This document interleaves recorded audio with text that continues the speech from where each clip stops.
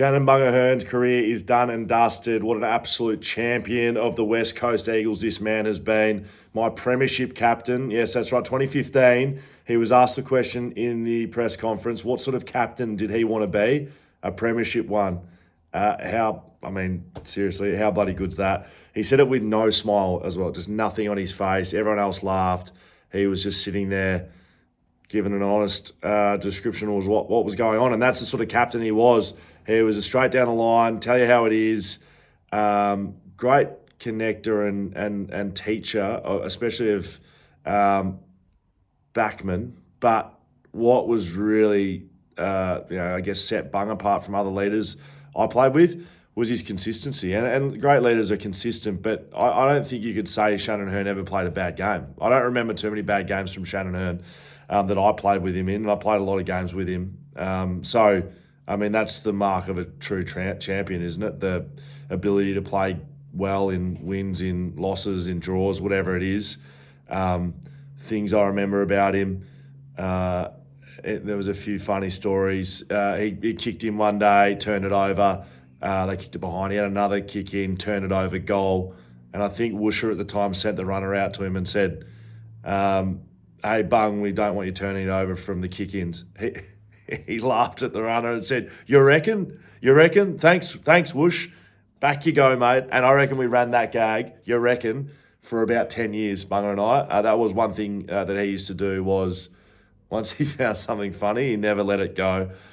We would always be the last line, sitting around in the change rooms post-game, talking about the funny shit that happened on the ground, whether it be forwards we would play on, or more than likely it was taking the piss out of ourselves. It was a thing that Bunga certainly instilled in me, is humility and being able to have a laugh at yourself. And so many funny things would happen on the field that no one would ever know about, but we would sit around in a circle, sometimes with a beer, sometimes not, and just have a laugh. And fierce competitor on the field, leader, ruthless, hard, all of that, but off the field, very easygoing, would have a laugh at anything. And one of my great mates, my premiership captain, of course. I don't think you could have a better person to look up to as a young man. Rocking up at West Coast for me is 2006. I got up to the footy club and Shannon Hurn was the guy who picked me up from the airport effectively. I do remember that. Shannon Hurn picked me up. I was in the car for about 30 minutes trying to rack my brain who this bloke was. No idea. I genuinely thought he was a 10-year veteran at the football club. Looked like a man, drove like a man, spoke like a man, but he was 18 years old at the time. I asked him how old he was and how long he'd been at the footy club. He said he was in his 10th month there, 18-year-old. He stayed with his host family for about 7 years. He could still live there, actually, as a 35-year-old man. Very, very happy, humble, and I'm sure he'll find his way back to the farm where there's plenty of grapes to be picked and sheeps to be shorn. A couple of, hopefully this doesn't speak out of line, but a couple of bald bastards. That's what you used to call me, Shannon, so I can go straight back at you.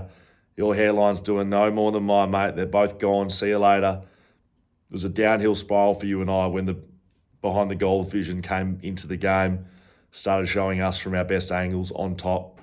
A couple of landing pads there, a couple of solar panels. Could have powered Tasmania at one stage, both you and I think. That's my Shannon Hurn tribute. What a player, what an absolute gun. Not only in West Coast Eagles, but I think in the AFL. He's been one of the most consistent players over the last 20 years to play the game. So, can't say any more. Walks away with the premiership. How bloody good. See you for a beer soon, Bung.